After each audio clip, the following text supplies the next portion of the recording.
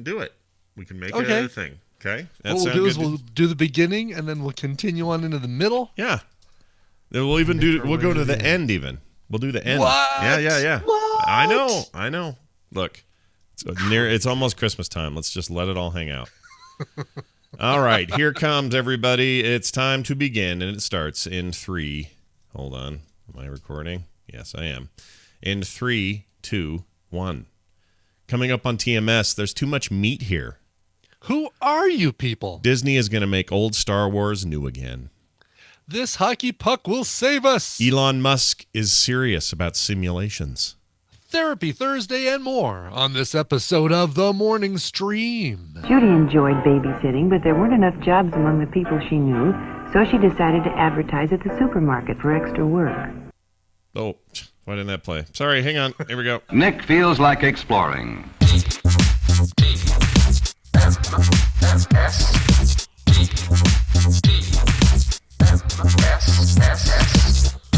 When the moon hits your eye like a big pizza pie, this is The Morning Stream.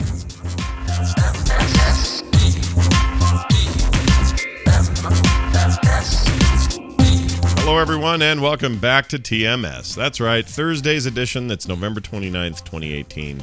I'm Scott Johnson with Brian Ibbett right there. Hello. Yes. Hello. Can you believe it's already Thursday? You know what? Yeah, well, here's the thing. I was thinking about that this morning. Can you believe it's already a week since Thanksgiving? That's the part that it's like, oh my God, it's already been a week? Mm-hmm. We've already gone through all the leftovers and all that. Yeah, we're 2 days shy of it being a month since BlizzCon, since we left for BlizzCon. Like, it's just time's going too fast. I don't like it. Yeah. Slow down time. Slow down. Hey, we're back. Before you know it, it's going to be December even. Yeah. Crazy. No, I know. Christmas, all up our butts. It's going to be fantastic. All right, let's get to the show here. Welcome to the morning show. It's called TMS. For those first time joining us, I'm sure there are a few. Hopefully you stick around, listen to a few archive episodes. Then you'll understand what this is all about, and you'll have a good time.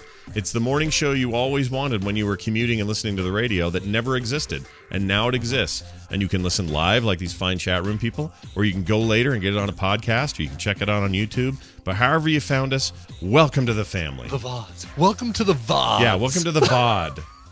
We love that VOD. I tell you last night, a close internet friend of mine used the word pod, and I got all mad. But I held it in. I held it in, Brian. I held it in. Did you talk about that on your pod? No, here were the words they said. I'm just finishing up my. I'm finishing up a morning pod. I'll be right there. That made me want to punch a thing. Oh. But anyway, VODs and pods. That's the show, and we're here. We're doing it. Okay, here's the deal. A couple of important things to mention.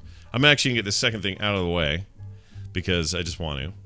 I have a nephew who listens to the show. Okay. His name is Oscar. Okay. Hi, Oscar. Oscar, if you're listening now... Stop listening now. No. Be nice to your mom. That's all I wanted to tell him. Oh, no. Please be nice to your mother. She deserves niceness. You shouldn't be mean to your mom. Be nice to your mom. There. A nice public call out. That's Great. A good thing. Screw you, Uncle Scott. Second thing is there's some Skim news. That's the Scott and Kim show. We can't do it tonight because Kim's catering a wedding. Which sounds insane because it is, but she doesn't think so because it's easy for her. But for me, it looks like chaos. Right, exactly. Oh, sure. Whatever. Do you have a caterer? Oh, I'll take care of it. Yeah. I don't know how she's doing it. The house smells like pork still because the food she's making is incredible. But anyway, so she's got to go down there and do that tonight. So as a result, we've decided to sneak it in early. So today after TMS, maybe half hour after TMS or so, we'll go live with the Skim show and do it then and get it out of the way so we don't miss one this week because we don't want to miss it. There'll Plus, still be a Skim. It just won't be at night like everyone or like people may expect. Yeah, like they're used to. We'll just record it this morning. Yeah. Jeez, come on. And again, it's mostly podcast listeners, so whatever. I'm just letting these live folks know you can be here. It's her birthday today, so we want to wish her a nice birthday when she gets here and all that. She's off to breakfast with her brother and sister right now, who took her to breakfast for her birthday and. Nice. Anyway, hoping to have as fun a birthday as possible, despite the fact that she is catering for hundreds of people.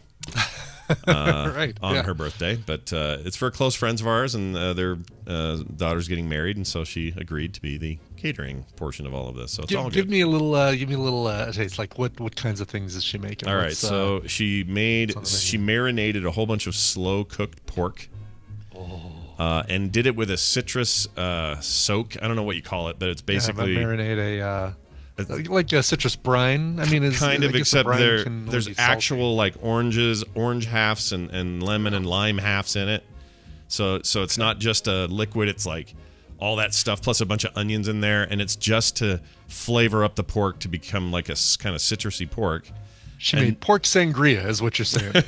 Well, close. All right, so then two giant vats of ground beef, and then what's the other stuff? There's another third meat. Maybe it was chicken. But these have all been prepared in this way to make them very tender, very soft, very, very loose. And then she bought a ton of street taco style taco things because they want tacos. It's the bride's favorite food. So she's making like hold on, I'm going to do a tacos. preemptive one here. All right. What time is everybody going to get the shits at this wedding? Well, hopefully never, because it's very well cooked, well made meat food. That's an awful lot of meat. I mean, I guess the street taco stuff. Oh yeah, no, there's like vegetables and cheeses, okay. and there's a million other things. It isn't just you like hadn't gotten to that yet. Yeah, it's like here's a big plate of meat, everybody enjoy. That's way more than that. But basically, they wanted legit, like very authentic kind of street taco style tacos, and that's what she's doing. Cool. Oh, so she's making cool. that, tons of that stuff laying around the house, and then there's a few other things for the vegan and vegetarians among us. So she made some of that. And what else? There's a billion chips, and she's got some homemade guac salsa unit deal going on. I don't know what's happening, but it looks amazing. So I'm actually going to this tonight, the tonight part of it, where it's actually being served, and I get to eat it. But I didn't have to make anything or do any work. Right, you don't even have to get married to get this food. No, you don't. You don't have to do anything. You just come down here and make podcasts while she's up there doing the work of like 8 cooks. So awesome. Anyway, it's all good. So anyways, after the show, we'll do a live skim for those interested, and should be fun. So we got a lot to talk about. Actually, we had somebody say they can't listen to the show. Actually, there's one guy who's going to think I'm talking about him, but I'm actually not. It's a different emailer. But anyway, I got an email from somebody saying they can't listen to the show, and their reason why they don't like the Scott and Kim show is because they think we're faking the happy marriage. Right. They the think things that, aren't as good as they sound. Yeah, like we're what's the word? We play it up on the air, but as soon as the lights go off, it's everyone's for themselves, like that. It's a very odd thing to think. I don't know why he thinks that. You know what? It's maybe it's a natural thing when people, see something that just seems too good to be true. Your marriage does seem too good to be true sometimes, and I can absolutely vouch for the fact that the time I've spent with you, it is as good as it sounds. Like you guys are. It's pretty legit. Either that or we're really good at faking it. So right. I guess this guy can think whatever he wants. Maybe he's got relationships around him that have skewed his perception. Maybe on he's this. unfamiliar with what a happy marriage looks like. Maybe, but if you've actually heard the show, you hear a lot of Kim setting me straight. Well, yeah, knocking me off my box. That's actually why the marriage works. Yes, exactly. If we're going to be completely clear here, right? 100%. The reason you guys have such a happy marriage is that Kim keeps you in check, keeps you in line. Yeah, she does in lots and lots of ways. And then we have this kind of relationship that works. I don't know. I can't explain it, but for that guy to just assume, they're just this long con of some sort. Oh yeah, 26-year long con. We're just couldn't wait to finally do a show in 2018 to try to see if we could fool everybody into thinking those 26 years were. Once we get all the Patreon subscriptions going, then we unleash the real Kim and Scott show where it's bickering and it's a very odd thing to assume, but whatever. Hey, that guy, you're allowed your perceptions, and I have no qualms with you. I just think you're going to miss out because it's a fun little couple show. And maybe he just doesn't like couple shows. Maybe that's what it is. Maybe he doesn't want to listen to a husband and wife dynamic. Maybe that's too weird for him. I don't know. I have no idea. Yeah, whatever. Moving on, right? Let's check this out. So this food she's making. Yeah. Here's the question. Sure. We are. How do I say this without somebody hearing it? Hold on. I want to make sure I don't say something incriminating. Okay. Was it without somebody specific hearing it? Yeah, maybe I shouldn't do it. I just thought about it because I know that maybe one person involved in all of this probably listens to the show, and I probably shouldn't say it. And now they're going to hear this and go, what you say is probably what they're going to say. Oh my! Is this about the bride and groom? No, well, no. Is there some dirt on the bride? I'm just gonna stir up Yeah. controversy where none exists. Brian's over there stirring a little poo in the pot. Did you guys hire a photographer that is planning on fornicating with one of the groomsmen and peeing on a tree? Gosh, I hope not, because my daughter Carter Taylor's doing the photography, so I hope she doesn't. Yeah, they're going full Johnson on this. They've got Carter's is one of the bridesmaids, so they got that going on. Taylor is running around all pregnant with her camera, doing all the photography for the entire thing. In fact, they're already there for some breakfast thing, and then Kim, of course, made all the food, and then Nick and I are doing precisely jack squat. Yeah, I was gonna ask you. I didn't know if you were gonna say Nick is gonna be doing this, and I'm gonna sit in the audience with 4 tacos in my lap. Yeah, no, basically me, Nick, and Dylan are just gonna hang out and eat the food and participate in the least, the most least resistance way possible, and then go home at a decent hour. That's all we're going to do. Interesting, getting married on a Thursday, too. What's Yeah, people get thrown by this. We've had a few people say stuff on Twitter like, who gets married on a Thursday? It's totally weird. I'll tell you who gets married on a Thursday. People who could get the venue they wanted because it's otherwise always booked in the time frame they wanted, and it costs less on a Thursday. So those are your two factors. Yeah, I mean, if everyone's local and or the people who are coming in from out of town can schedule it around work and stuff, whatever, you know, Thursday's great. They got this cool venue out in Lehigh-ish area, kind of south of us, which they couldn't get any other weekend. So they were like, all right, we'll do it on a Thursday. It's fine. And my reception, Taylor's wedding was on the weekend, but her reception was on a Tuesday for reasons. Oh, wow. Really? So that was weird. When I got married, we had a Saturday wedding, Saturday night thing, so that was all normal. Then we took off for a week, and then we went down to Mississippi and had this weird midweek reception at her parents' house on like a Wednesday evening. So I think it's just whatever, man. There's no rules. If I'd do it all over again, I'd go to Vegas and I'd elope. That's what I'd do. Kim and I talk about it all the time. Yeah. Why not? Yeah. No, I think that's if I had to do it all over again, if Tina and I ever decide, hey, let's renew our vows just for fun, we're totally doing the drive-through Elvis Little White Chapel on the Strip. Oh yeah, but even if I could just know now what I knew, if I knew then what I know now, I'd just go back and say, nope, you know what? This is dumb. This is for everyone else, not us. Everyone else that's what it is. Is here for the pomp and circumstance. It's not actually for me and Kim. This is for the rest of the world that wants to come see it, and our parents and everything else. Just like funerals, weddings are there for the attendees. Yeah. Which is a kind of annoying because it costs so much money and it's such a pain, and you got to work it all out, and parents fight. Good point. The people who it's for should be the ones forking over the cash to attend it. Right? I agree. In both cases, both with funerals and weddings. Oh yeah, what's the cover charge going to be on the Linderman wedding? Oh, it's going to be a $25 cover charge, but they've got tacos. Yeah, street tacos. Totally. That goes with 2 drinks and a street taco. That's what you'll get tonight if you go down there. Anyway, it's all very exciting.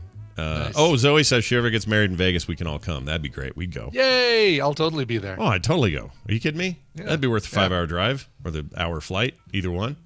Sure. Let's do it. Zoe, you got a dude all lined up?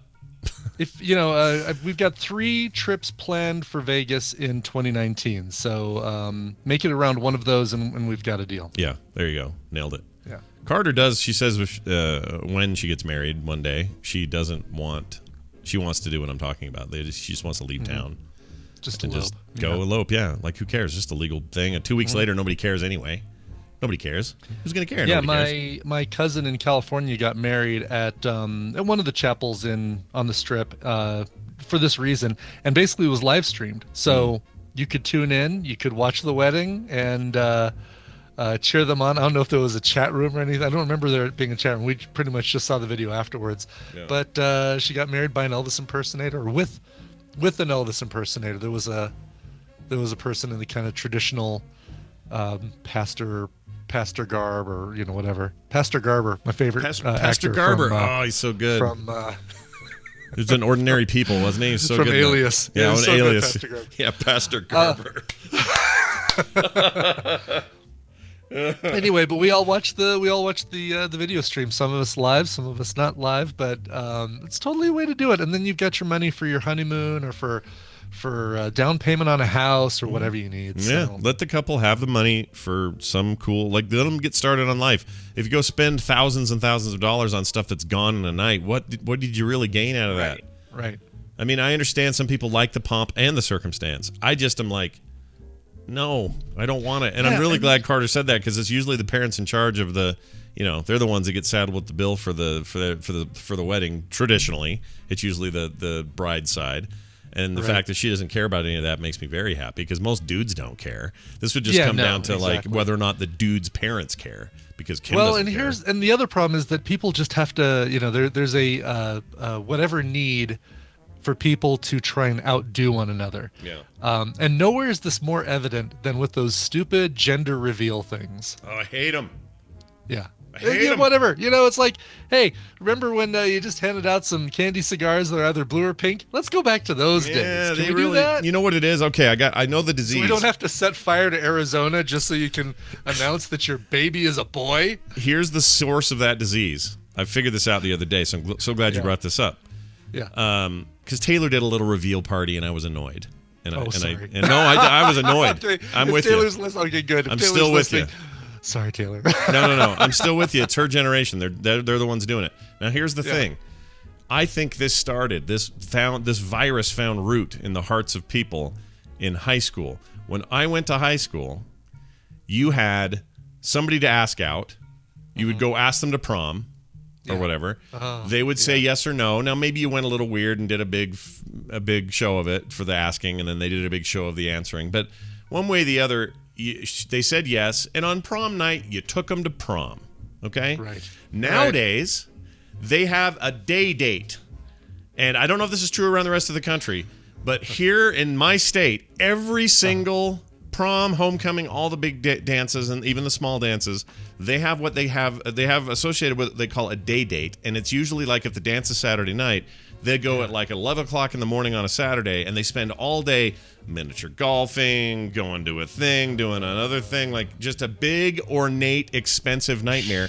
And they all feel like it has to happen. Nobody will dare offend by not planning the day date. Right. And I think that's where it got installed, because now that whole generation's like, we're going to do a gender reveal party, and then we're going to have a birth plan for the baby, and 50 people are involved in that, and we're going to I hate it. And let's not forget that the asking to prom is a whole ritual in and of itself these days, with the whole it's got to be a viral media sensation with the. All right, we're really, I guess we are starting to sound old, aren't we? That's all right. And you've got to do the. Some of them in the chat agree with us. Somebody said, Drenched Wildfire says, if this is an old man rant, then call me old, because I agree 100%. Damn straight. Yeah. All I'm saying, it's fine that you do it. You're just costing yourself money and pain and time, and none of them actually want to do it. They're all on the road to Aberdeen. They're all going, yeah, okay, I'll go. I guess that's Neither fine. of them really like, oh, I don't care. I guess if he asks me to do a day date, I guess I'll do it. Well, I guess if she wants a day date, I don't care. But I guess she probably wants it, so I'll ask her. Yeah, but nobody wants to. They all say they do, but they actually don't. Yes. So I'm just, this isn't an old man rant. I don't care what you do, but I'll tell you what, you take my advice, you'll save money, you'll save time, and you'll save all that awkward day date crap, and just save it for the actual prom night where you can be awkward for less time. Okay? Right. Simple as Everyone wants their video shared on the internet. Everyone wants to appear on Ellen DeGeneres. That's right. the deal. That's right. One day we'll get on there. You ready for that? Want to get in? I'm just saying that that's not a thing to strive for, Scott. I'm saying you don't do the gender reveal so that you don't, with this desire to end up on the Ellen DeGeneres show. Look at this clever gender reveal thing where they hung 14 people from a bridge, and when the never mind. Yeah, I don't know where I'm going with this. I don't thing. either. That was really going somewhere, and I was really excited. Blue or pink, and it was. It went purple. That's what it did. It went purple. That's what it did. But if we got a call, you know how it'd go from Ellen DeGeneres. It'd be like this. If you've listened to, this is my impression of her. If you've listened to podcasts at all, you probably heard one of these, and then they'll throw up a clip of me saying semen load or whatever from the Snake clip the Wicked Kitten keeps putting everywhere. And then the audience would laugh, and they're, welcome to the program, Brian Ibbett and Scott Johnson from Morning Stream. And we come in there. What would be the song that they'd play on our way out? Like we'd get a... Oh, that's a great question, because they always have a themed song, don't they? Right, exactly. Because Ellen has to get out of her chair and start dancing, and then we come out, side stage right, and then whatever, and start making our way there, and we kind of have to dance with her, and we do the whole like groove thing, and then the music stops and we sit down and we start talking. I feel, what's funny is I don't feel like either of us have watched By the way, lot. People, the 14 people hanging from a bridge is just, I'm going on the way that everybody has to outdo each other with the more outlandish, more expensive, more shocking gender reveals. Yeah, That's all I'm going. You're with not that. saying kill 14 people. I'm not doing Judgment at Nuremberg for a gender reveal. No. Wow, look, that's a reference and a half. Thank you very much. Yeah, Dennis Miller's my life coach. Yeah. No, what would be our song that we'd come out to? All right. By the way, and it does feel like it sounds like we've seen a lot of Ellen. I really haven't. There's always, when I have, it's always the same template every time. And I'm not saying it's a bad template. Obviously, it's very successful and done well for her, and I like her. I just think you can kind of predict how it would go. So let's think of a song. Tina watches her and occasionally watches her, and when she's watching a replay, it's usually like there's somebody on there that she wants to see who's on Grey's Anatomy or some show that she watches. That's still going, isn't it? Grey's Anatomy. How's that still on? I have no idea. I think it is. Yeah. How is that still? Every time someone brings up Grey's Anatomy, my brain says that must be off the air, and it's never off. Because Ellen Pompeo will never say die. No. No, she's just gonna. Ellen Pompeo is clutching to that that rope with every fiber of her being. That's right. Does she still talk to the ghost guy played by Negan? That guy. Does he ever come back as a ghost? I don't know. See, I saw a bunch I've seen a third of an episode. I think there's an old episode. Maybe it wasn't her that saw him. Maybe it was what's her name that's now movie lady, 27 Dresses lady. Anyway. But I think Heigl. Yes, Heigl. Katherine Heigl. So her deal was she fell in love with a patient. The patient was played by the guy who plays Negan, whose name is slipping my brain. Jeffrey Dean Morgan. And at some point, Jeffrey Dean Morgan gives up the ghost and dies, and literally becomes a ghost. And they they have episodes where they're hanging out with him as a ghost. It's Pompeo. What are you doing? Well, if it ain't Pompeo. That guy's great. Anyway, so what was the point? Oh, song. They're gonna play. I mean, you know what? I know what they'd play. They just play this. Come out to this. Some cover of that, don't you think? Some some version of that. Right. Why not? A John Legend cover of the TMS theme. Yeah. A Daft Punk remix. Yeah, just some guy out there singing it in a microphone going T. All right, yeah, let's make now we make this happen. Now we make this happen. All right, I'm in. All right. We should do the news, I think. I think that's the thing we should do. And we can't do it until I push this button. This is your radio newscaster with another exclusive sensational summary of world and local events. Hey, it's the news brought to you by Geek Versus Podcast. Things are about to get weird when Tony, Betty, and Casey provide a nerd's eye view of pop culture on the Geek Versus Podcast. Available on your favorite podcast app or at geekversus.com. That's Geek. You know how to spell geek, right? Of course you do. Versus, Versus, not verses like parts of a song, but versus as in Mario versus Rabbids and Roe there you versus go. Wade. Roe versus and Batman Wade. versus Superman. There you go. Nailed it. Geekversus.com. One of those things is not like the other, is it? No. Actually, all three are pretty separate from each other, I think. Especially that abortion one, though. Woo. Woo. All right, well, that's good. That's fine. Brian's out there today. I don't know what Brian put in his coffee. Yeah, what'd you have this morning? A little bit of something in there. Oh, in a TMS mug. Hey, by the way, those who have enjoyed our 500 mug and then our 1,000 mug and then our 1,500 mug, we're going to do a 2,000 mug. Well, of course. Already working on what that'll look like. Mug 2K, I think, is what the hipsters are going to call it. Yeah, it's where all the mugs stop working. In the That's right. No one will be able to drink it. December 31st, the bottom opens up and coffee spills in your lap. Yep, this is all true. All right. I'm in a weird mood today too, but it's mostly because there's some actual good news happening in the world, and I'm not going to talk about it here because it's political, but it's great news. Let's get to this news, though, the kind of news we talk about on the show. Montreal couple. They're from Montreal. Returned home from a night out. They were out hanging out like Brian's mystery date. Imagine Brian and Tina on a mystery they were date. at Tim Hortons. Sure. Getting some Timbits. Yeah, some gravy on fries. Calling it poutine. Poutine. Yeah. Poutine. Is it poutine or poutine? It's Putin. Is it Putin? Vladimir Putin. Vladimir Putin. Yeah, that's there you go for that. Well, Steven Seagal, everybody. yeah, Steven well Seagal. done, well done. Yay.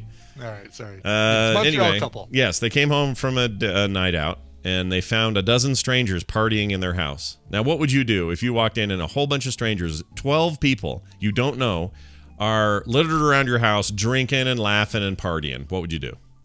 Well, if I'm from Montreal, Yeah. I'd say, oh, sorry, I'm going to have to ask you to leave. Sorry. Yeah. Sorry. Yeah.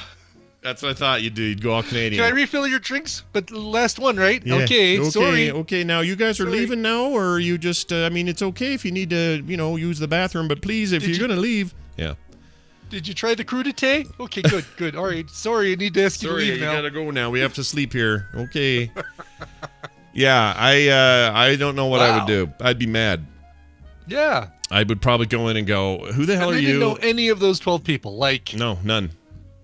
okay. No, they're total strangers. Wow. Here's how the story goes. Couple's Can't wait to apartment, find out. not far from Jerry Metro Station in Villeray St. Michael Park Extension, Borough. They're seriously 5 words all hyphenated together. Yeah. Why don't they have an acronym for that? The VSMPE, Borough there. Been thoroughly rummaging through thousands of dollars in valuables that were stolen as well. When they stepped there were about 12 people partying in my place, total strangers. Nobody who I had ever seen before, says Adam Mongrain. He told us to CBC Montreal on Wednesday. It was completely surreal to step into my home and find people I don't know there, eh? I don't know what to do. I didn't know what to do, he says.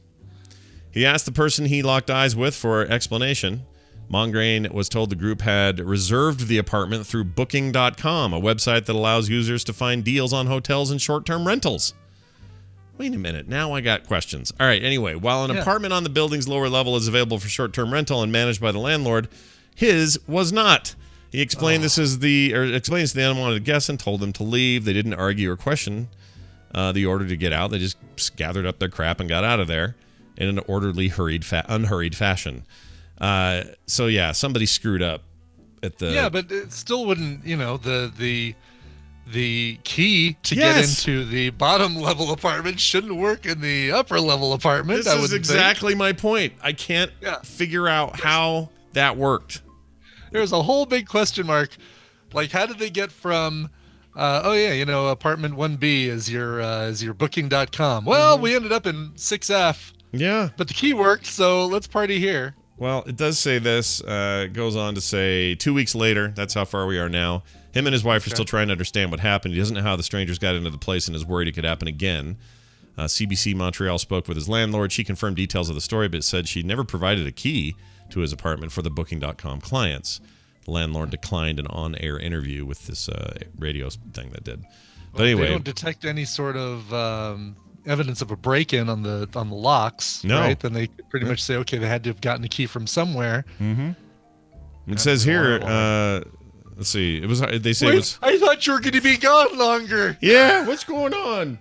Oh shit. Okay, we're leaving. I'll split the 60 loonies that I made from renting your apartment out with you if you like. All that money with holes in it. The 60 loonies. Take that, Jeff Sire. But it says here it's hard to convey the extent to which our place was trashed. They also say that laptops, babysitting money, and their passports were stolen. Oh, jeez. Yeah. Also some perfume, watches, and booze. He says, we keep finding things that are missing, he said. He estimated the total taken to be worth about $6,000, eh? They even stole his wife's daughter's cash, money she had saved up for presents from babysitting, rather. Yeah, that's a bummer. I don't like any of this. Where was she during this whole thing? It's a really good question. Booking.com did say It encourages people to make official complaints to the police as well. And also they say we support our accommodation partners fully and will cooperate with law enforcement in all official investigations as necessary. I've never heard of Booking.com. Is it like a... I haven't either. I'm guessing like an Airbnb, VRBO kind of thing. Yeah. Let's see. Booking. Oh, come on, Internet. Hold on. Booking.com. All right, let's see what they say at the Booking.com website. Find deals for hotels, apartments, and more. Book a unique place to stay with a million problems. Yeah, it's basically Airbnb, isn't it? Looks like Airbnb. Yeah. There's a place you can get a place in Reno for $85. There's a place Laguna Beach for $230. Here's a place over here in Arvada for $85. Let me take a look at that. 85 a night? Oh, looks just like my house. Oh, weird. Can you? There's bald guy working in the basement. What? You sounded like Homer when you said that. It's me waving or something about that. There's me. Wow. Well, anyway, I don't blame them. I'd really like to know what happened there, though. The fact that they stole a bunch of stuff is a real bumhole. Yeah. I mean, that seems like it was. I don't know. There's more to this. Exactly. Once again, it's a story with more to it. Again, you're renting. Even if you think you're just renting a place from Booking.com for your party, it doesn't mean. Well, I guess the laptop must be included in the deal. How about these passports? I'll bet they left these out so we can take them. Yeah. We've done Airbnb before where we've rented. Would you ever rent? Would you ever be an Airbnb style destination for anything? Would I? Let's say you were going to be in Europe for a month. Would you say, okay, during that time they can rent it? No, but I would absolutely get a cheap apartment, close to downtown or close to someplace here in Denver that's like, popular in the up and up stadium area or something like that. I'd get a cheap apartment there, fix it up, and use it as an Airbnb. I had no problem with that. I know a friend of mine's brother in San Francisco did exactly that with an apartment in San Francisco. He makes money hand over fist, and he just basically goes over there, cleans up. Sometimes they kind of leave it a gross mess, but it's, the money that he makes from it far outweighs the having to clean up some grossness and stuff. If I had another property like that, especially somewhere like that, I mean, but would I do it with my own house? Oh, no effing way. No way. No way in a not a million chance. Years. Nope. Yeah. I can't think of under any circumstances that I would do it. Yeah. And probably most people don't. Probably most people this is like a second place for all. I don't know how that works. But I don't. Right. Yeah. I'd rather. Yeah, I'm a hotel guy, even though I know gross stuff's in there too. But. And please do not rent my apartment to film your porno. Thank you. No. They probably have rules against that, right? Don't they? They gotta have some. Like Airbnb's got some contractual deal with the. I think so, but there was an article we had 6 months ago about somebody who found out that they had rented their Airbnb and pretty much used it to film a porno. Yeah. Oh, Squitchy Twitchy says I would rent out my Park City house during Sundance. Yeah, I would. But if it was my only house, no, no way, because I live there. I'm not doing that. Unless it was somebody in the tadpole. Any of you people in the tadpole, no problem. I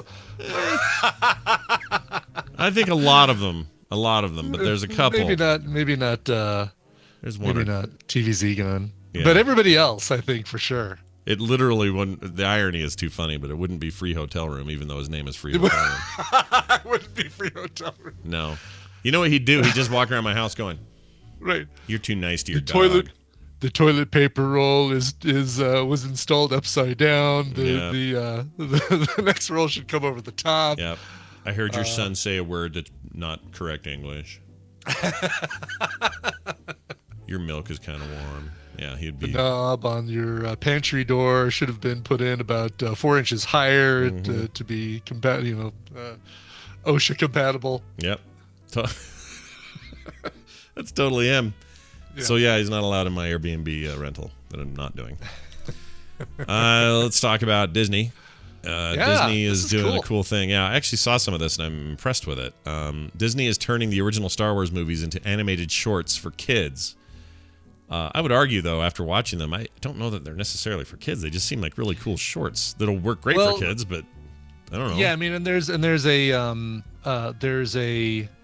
initial batch that I think is like you say, not necessarily just for kids, but I think where they're going to be going with this is going to be somewhat educational and.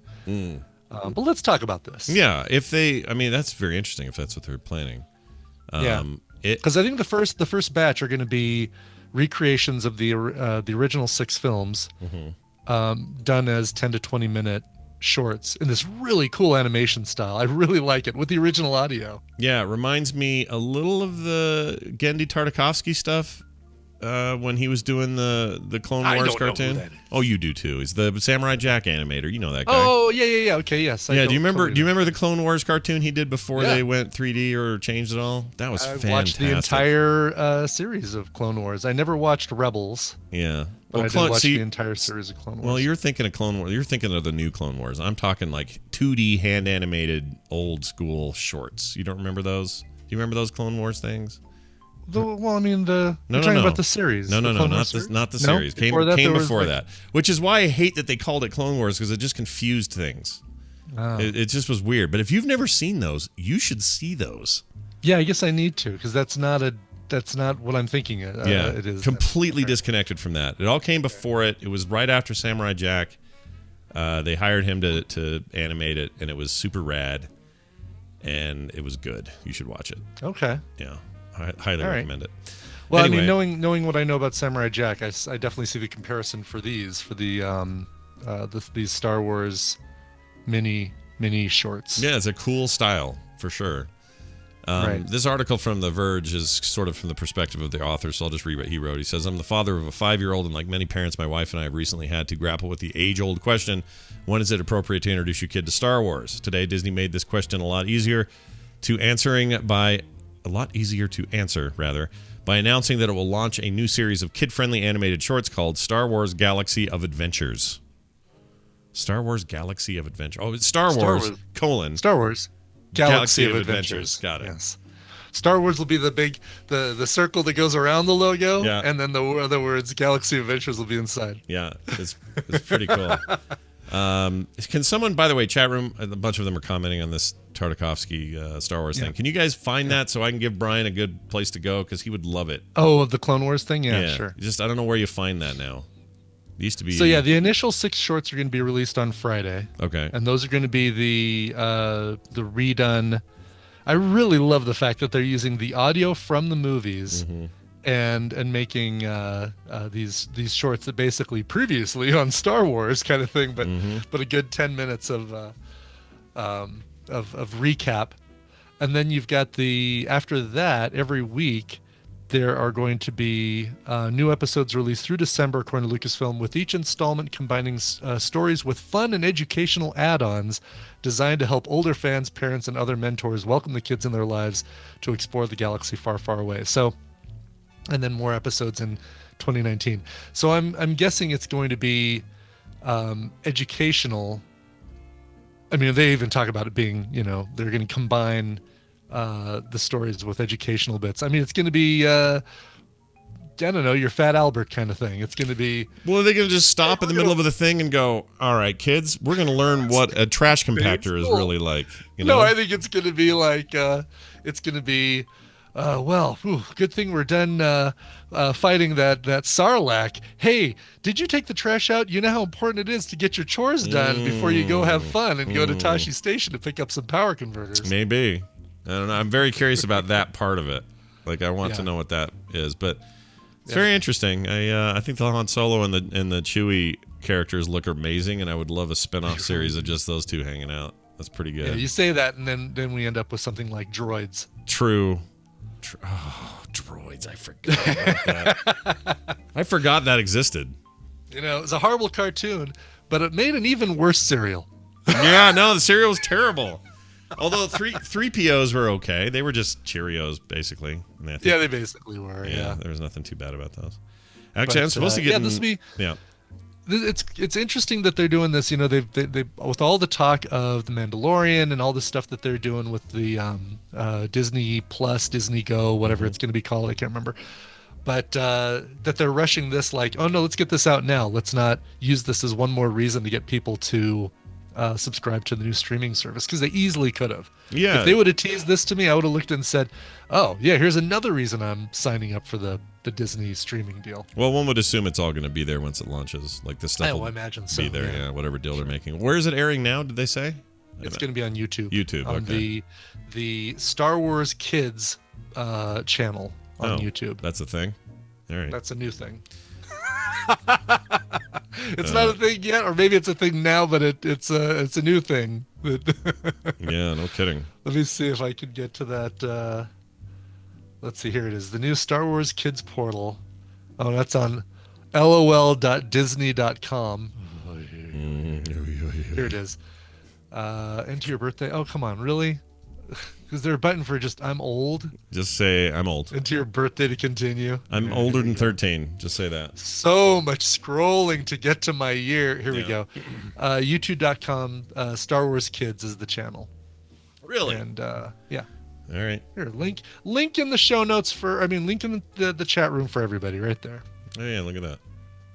Here you go, chat. And they've already got the 2 episodes of the Star Wars Resistance on there as well, and then the trailer for Galaxy Adventures. And Resistance is their new thing, right? Yeah. Post Rebels. Yeah, that's another. Yeah. Yep, exactly. Okay. You know, this it really has nothing to do with Galaxy Adventures only, except the name kind of reminds me of it. Hmm. Do you remember the Star Wars game that was like Resource? It was basically StarCraft. Oh, yeah. Done as Star Wars. Galaxy. Yeah, Galaxy. Hold on. I know this. I have this. I own this game. Star Wars Galaxy, not Galaxy on Fire. Galaxy. Star Wars Galaxies? No, But it was a well, okay. So there were two major RTSs in the Star Wars this universe. was the first of the 2, and this was like It was in the Age of Empires engine.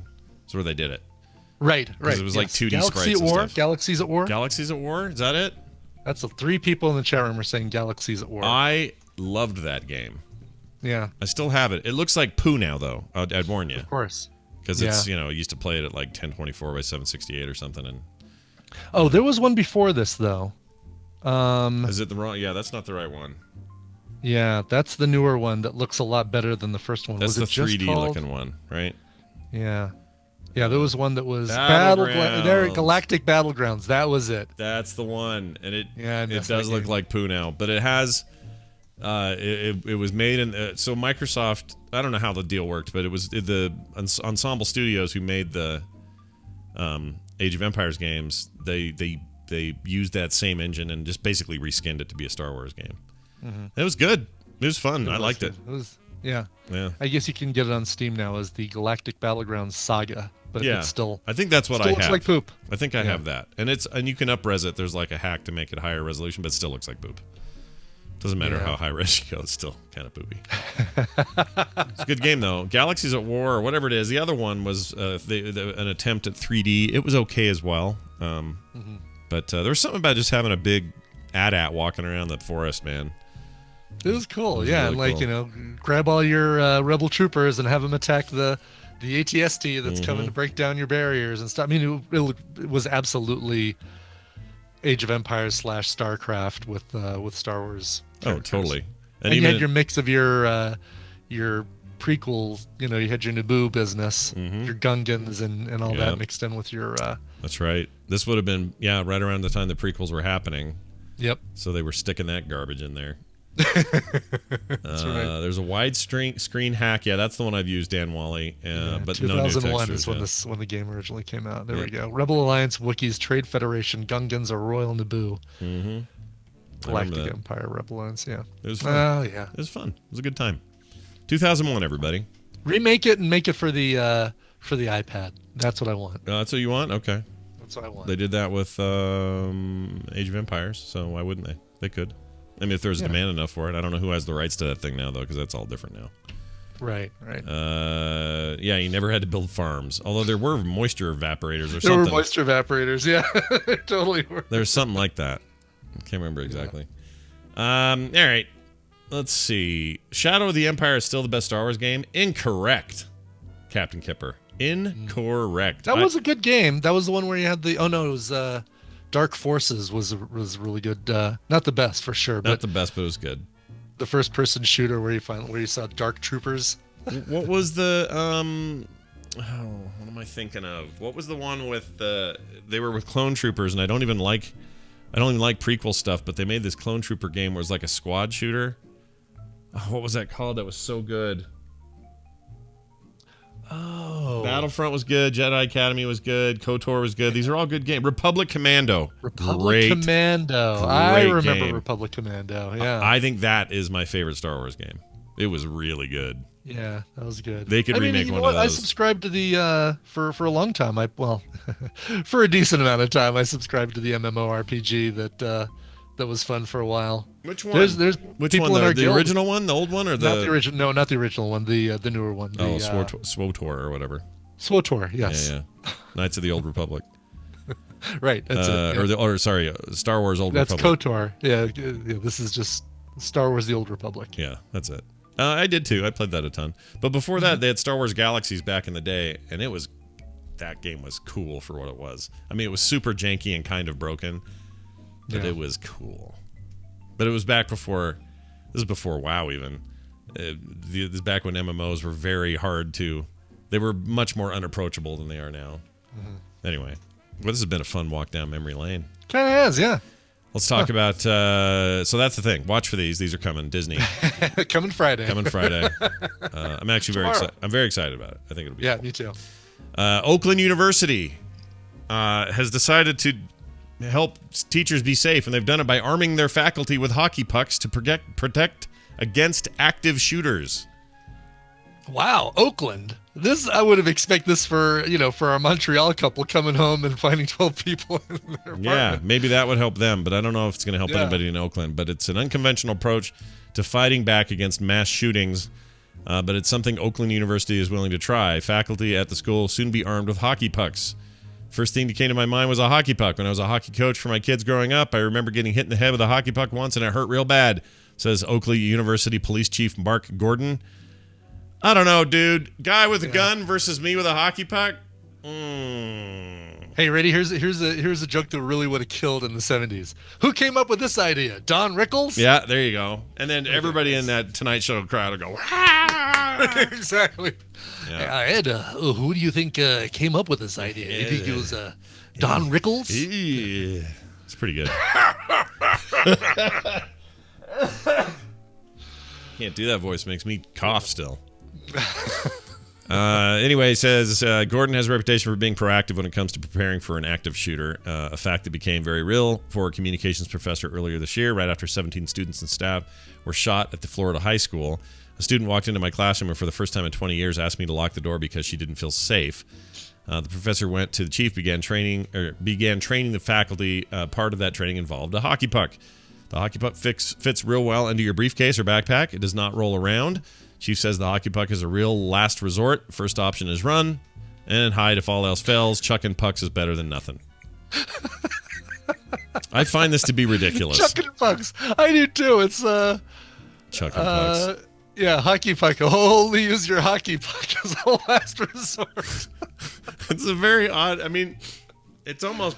I thought at first it was parody. It's not. It's an actual station in Detroit that's covering pucks this. Pucks don't kill people. No, people with pucks People with pucks kill people. It's not the puck's fault.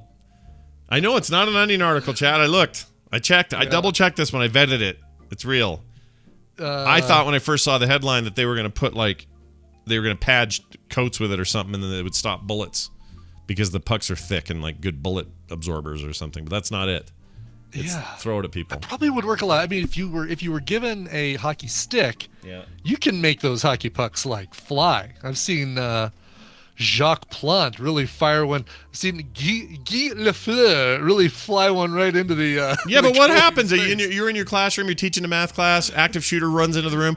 Hold on a second, Junior. You got to go get your stick. Hold on, let me grab my briefcase. Yeah, let me cue this up. Let me get my stick and whack this at you as hard as I can. It just doesn't seem practical to me. But I don't know. Anyway, the poor Onion. There's so many real news stories now that make the Onion seem like they're real news. They must be frustrated. I agree. It's weird. This is one of those. Yeah. Elon Musk in the news. It's Oakland, Michigan, not Oakland, California, by the way. Oh, not Oaktown. Yeah, or O-Town, or whatever they call it. What do they call it now? What's the O-Town is Orlando. Oh, and Oaktown is Oakland, right? Oh, Oaktown, yes. Yeah. Right. O-Town, Oaktown. Let's call the whole thing off. 2 of the worst boy bands ever. Hucking your puck.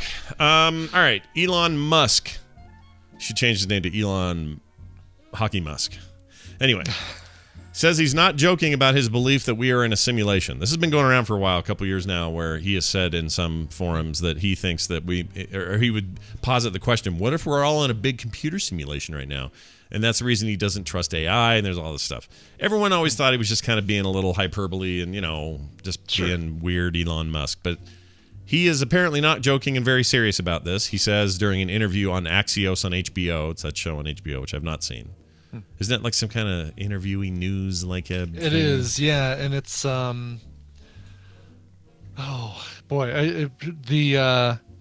it's just such a weird. It looks like a logo for a medical supply company. You're going through your HBO list and you're like, oh, what's this? Oh, look at this. You got Game of Thrones, or I could watch The Deuce, and then you've got Axios. It just feels like it's like Viridian Dynamics or something. Right, exactly. Yes. Yeah, it doesn't feel like the name of an interview program. No, I would agree. Wait, what was that other show you just said was on HBO? The Deuce? The Deuce. Oh, yeah, The Deuce is on HBO. Yeah. I haven't watched that new season. Is it any good? I haven't seen the first season. Oh, I love the first season. That was want great. to. I like Maggie Gyllenhaal. And James Franco and yeah, I liked it. It's on my list to watch. It's not for kids, but it's good. Well, sure. I like that director. The Herd Pern. Yeah, the Herd Pern.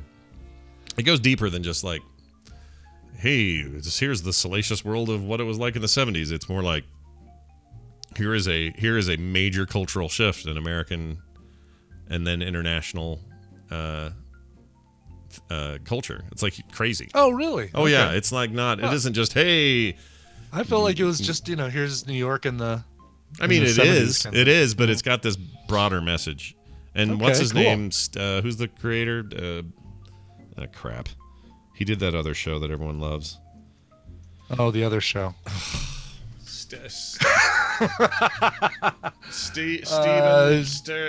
George Pelicanos, Richard Price. I'm looking. David Simon. That's it. David Simon. Oh, The Wire. The Wire. Yeah. David Simon. Yeah, he talks about this all the time. How the attempt isn't just to say "ooh, porn." It's to say, what does this mean? What impact did it have? Or do we still feel that impact? That sort of thing. Because the whole second season is like they're in the 80s now. Like they're not stuck in the 70s the whole time. Okay. If they keep moving forward. I don't know when it ends, but anyway. Audience reviews. Here's the most recent audience review on Google, by the way. Way too gay, and some of the characters have no purpose. Half of the airtime is just James Franco kissing his girlfriend. Wow. Way too gay, he says? Way too gay. I wonder what he means by that. I mean, there's a gay character in it, and they talk about Sure. Well, apparently that's a turnoff for Jarbala 420. Great. Jarbala to 420. Everything's too gay for him. I tuned in to see some boobs while I smoke my pot. Yeah. I was taking a big old... What do you call it when you're taking it, when you got a bong, what are you doing? You're not taking a drag. Taking hits. Is it a hit? Taking a hit from the bong. That's it. Yeah. Yeah, 2 seasons of these characters making out and have yet to advance in their roles. I literally fast forward their parts and hasn't affected any of my understanding of the show. Yeah. If they just keep trying to push the gay agenda and can't find anything for Francos and GF to do other than make out and talk about nothing, I'm gonna give up on this show. Great. Goodbye. See you later, 420. Exactly. Don't let the door hit your ass on the way out. Who gives a shit what you think? Oh, I just swore again. Oh, Jarbala 420. Hold on. I'm gonna put this. There we go. There you go. Well done. Anyway, Elon Musk. Sure. He says he believes it is the existential threat of our artificial intelligence. Tesla CEO Elon Musk says he's not joking about his belief that humanity might be living in a computer simulation. And if I'm being honest, I can't really prove him wrong. The backdrop is this. Musk is among the most high-profile proponents of simulation theory, famously claiming in 2016 that there is 1 in billions chance that we're not living in a simulation. So he thinks it's the stakes are way in the direction that we are. Wow, he's really really leaning into this. Like, okay, so we're all in Second Life. What can we do about it, and how does that affect how we flying penises? That's how you deal with Second Life. It's my understanding. that was what Second Life turned into. Yeah.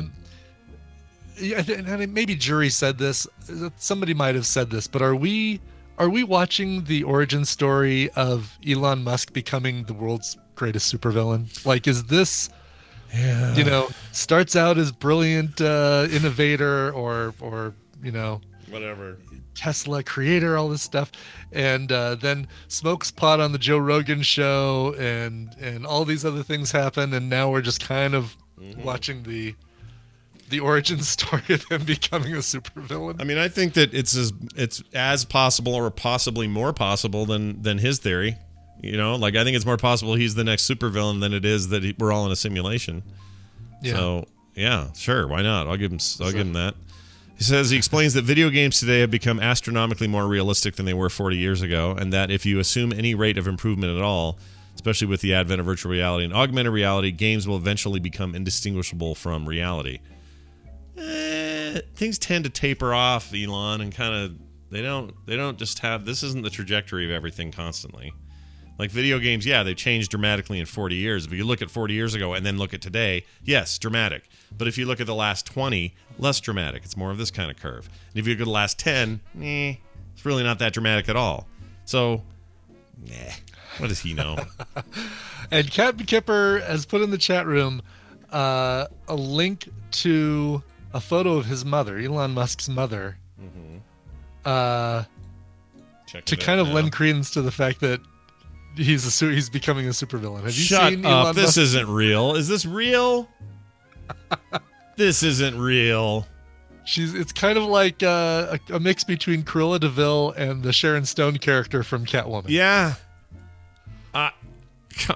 This can't be. This isn't her. Is it? She's like Mother from Futurama, man. Yes, right, totally. This is her when she takes the fat dress off. They can slurm. Yeah. Yeah. What's in the slurm? Wait, who made this? That wasn't her. That's just a big slurm worm. There was no mother. Oh, right. Yes, that's right. Same actress though, same voice actor. So might have been. Her mom. Yeah, they call her. I'm sorry, it's Mom, MOM, and that's her corporation. And but yeah. Right. Yeah, this right. I can't believe this. Wait, is was it? Is it Mum? Mom. Scott? No, it's definitely not Mum. It's not Ma'am. It's Mom.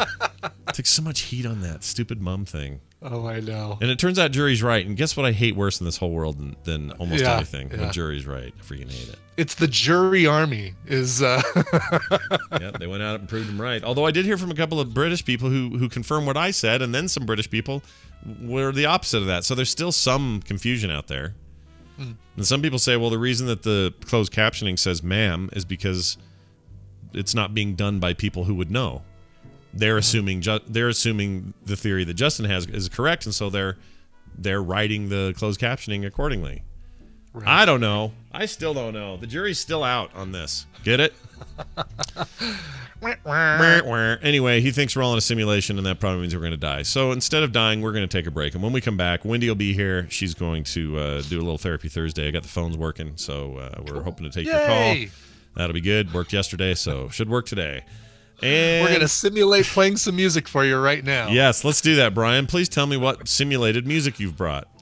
All right, look, I know it's November 29th, right? Yeah. We're not even in December yet. Thanksgiving is just a week old. There's still some people still have some leftover sweet potatoes with marshmallows sitting in their fridge. But gross.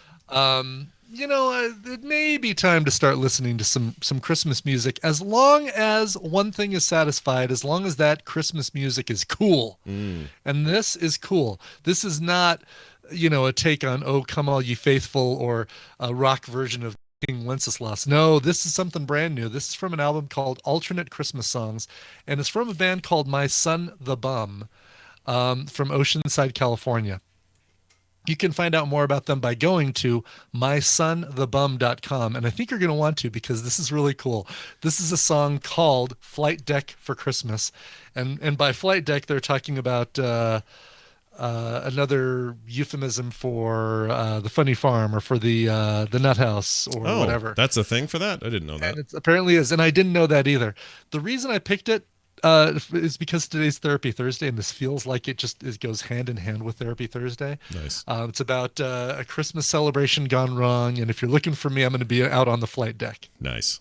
I like it. I'm So, going to start using that from now on. Here is My Son the Bum with Brian Krall from the album Alternate Christmas Songs and Flight Deck for Christmas. All right, we're marked. And now this. What can be the harm? After all, the 20th century is run on pills. A pill for extra vitamins, a pill to go to sleep, a pill to wake up. Why not a pill to make you feel good? But that small red capsule is a dangerous drug to be administered by a competent physician, not by a newly found boyfriend. A campfire can be a lot of fun.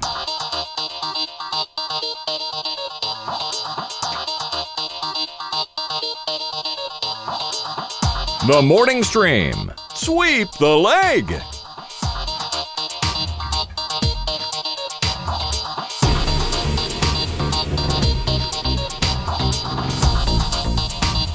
And we're back. What's your general rule on Christmas music before Christmas at home? Like just you enjoying music. Forget about shows and stuff, but what's your rule? Nothing, no classics or any of that kind of thing until after December 1st. Oh. This is what we just heard is more my style. Like you would not know that was a Christmas song unless you listen to lyrics, because there's nobody like twinkling jingle bells, sleigh bells along with the music or anything like that. If it's gonna be Let It Snow, Let It Snow, Let It Snow, or something like that, it's not coming on until December 1st, and under no circumstances is that train wreck of a Christmas song, Wonderful Christmas Time by Paul McCartney, getting played in this house ever. It's the worst song. It is. It sounds like it took 3 minutes to write. Yeah, we're all in agreement still on this, right? I think. Yeah. Sir Paul McCartney, one of the greatest songwriters of all time. Yeah. Whatever. Sleeping on the job. Oh, I've only got 4 minutes to write a Christmas song. I need something to. I'm gonna go ahead and just get this one out. Linda, go ahead and start cooking the vegan mac and cheese. I'll be in there in just a moment. Simply having. Just gotta work out this chorus. Oh, I know. Kids are singing ding dong, ding dong. Done. All right, then, love. I'm coming in for my mac and cheese. You sounded a little like Ozzy before he really lost it. There was very little Paul McCartney in there. Yeah. You know, Ozzy turned 70 yesterday. I know. That's why I did an episode. Oh, right. You told me about this. I'm sorry. You already said this. Yesterday's episode of no. You know what? I think it's you I heard it from, actually, now that I think about it. But I can't believe he's 70 when in that show in 2002, he seemed 70. His body, his age finally caught up with the rest of him. Yeah. He seemed 70 a lot longer than... That's really weird, man. Yep. Super weird. All right. Oh, did I just undo that? We're going to call Wendy. I think she remembers I'm on Skype now. I don't remember if she remembers. We're going to find out. Okay. In fact, I think I'm going to... Nope. Hold on. Nope. She may have forgotten. Because remember we always bring her on the other and she like has trouble and she's like, let's do Skype. And then we call her on Skype anyway. Yeah, that doesn't work. Yes, so exactly. Let me text her. Hang in there, everybody. Hey, Ringo, could you come and join me on a song here? I need Christmas. Ringo, come in the room. Ringo. They never have him do anything. What's Ringo doing? What's he doing? Is he just sitting around making Caveman 2? What's his deal? What's he doing? He's working on that. No, he's relaxing now. We just heard him on Howard Stern, or heard the tail end of his interview. It was Howard Stern, Ringo Starr, and Joe Walsh all talking. Oh, and all right. We only caught like the last 5 minutes. I want to hear the whole interview, but it sounded really, really interesting. But yeah, Ringo is kind of just hanging back. Like he's not even doing. You can't even get anything signed from him anymore. Like you buy an old Beatles album, you want to have him sign it. Nope, he's not doing that. Won't anymore. do any of that stuff. Wow. With peace and love. Peace and love. I guess I can't blame him. Poor guy. Hello. Oh, hi. Hello. Oh, hey. Oh, hey, look, it's Wendy on the Discord. Hi, Wendy. Hi, good. Hi. I know we did Skype last time because we had problems, but maybe we won't have problems today. Yeah, like everything looks very green. So Yeah. That's good. Yeah. Well, you know. Hey, look, I like green. Green is good. Always try to live a green lifestyle. It's not true at all. You It's not true at all. I made that all up. Hey, look, everybody! It's my sister Wendy. She is a actual therapist and comes on the show and does a little thing called Therapy Thursday. She's a trained professional, and we like to mention that once in a while so people don't think I'm just having my sister on for an opinion. She actually knows things. She deals with people all the time with real problems, and she's donated her time on most Thursdays to come on here and say, "Hey, let me help you with yours." And today we're going to take your calls. Before we do, though, okay? Wait, I got to close Skype because it's being a poop. All right, there we go. Before we do that, though, I want to read you a thing and get your opinion on it, if you're up to such a thing. And then I have to confess to everyone that I have a disorder, and then I want to see who else has it. A disorder? Ooh. Oh, I can't wait. I didn't know it existed till like yesterday, and I'm like, oh my gosh. Anyway, keep going. So let's start with yours. I want to know. I want to know so much about what you're saying now. This is crazy to me. I can't wait. Okay. Let's see if I can make this work. It should be good. Okay. So, yeah, that'll work. All right, here we go. I'm going to read you this thing. I got this from Amber. I don't want to give her last name. Okay. She's from Fargo, by the way. I will say that. Amber. There's only one Amber. There's there's one Amber in all of Fargo, North Dakota. Or is it South Dakota? No, it's North Dakota. North Dakota, yeah. She says this, before we start, should you ever be willing to have a 5-minute conversation with the LCSW, addiction counselor, who loves Wendy, about weed? Weed is coming. And that. Oh, I know Amber. We've had little chit-chats Oh, you before. have? Okay. All right. Yeah. Says weed is coming, and that's on, but we need to start having a more accurate conversation about weed so we can teach healthy use. Otherwise, there's going to be a bunch of misuse, just like alcohol. I don't know what she means by weed is coming and that's on. I don't know what that means. But anyway. Well, I mean, it's coming to Utah, which maybe it's even coming to North Dakota. I mean, you guys legalized medical. Yeah, we got our medical marijuana going on here now. So we're one step coming. closer. It's coming. I think that's probably your point. But anyway, she says healthy use. So there's not a bunch of misuse like alcohol. This is our chance to teach kids how to be responsible. We need to make responsible use part of the culture because we never did that with alcohol. Thanks, Amber from Fargo. And she sent us the chips a few years ago. Remember that? Yes. The brand that was seen in Fargo season 2. Speaking of Fargo, yeah, which is exactly. a great season. Anyway, so Wendy, I'm just curious your take on the whole the breaking down of the stigma / laws and regulation around a thing that when you and I were growing up was like, ooh, is the smoking weed? It was like the sneaky drug thing. That's exactly the voice we used. And the generation before that, they were all like, it's the heroin and gateway, and they were a little more hardcore about it. And then the generation before that were just smoking it because nobody said anything yet. So now we're at this place where we're in full anti-demonization mode, but also people are digging in on the other side. I mean, what is your take? Are we culturally getting ready for like a storm here, or is it going to be fine in the long run? What do you think of this? I think Amber's totally right. I think it's an opportunity we'll probably miss because, our president's on fire all the time.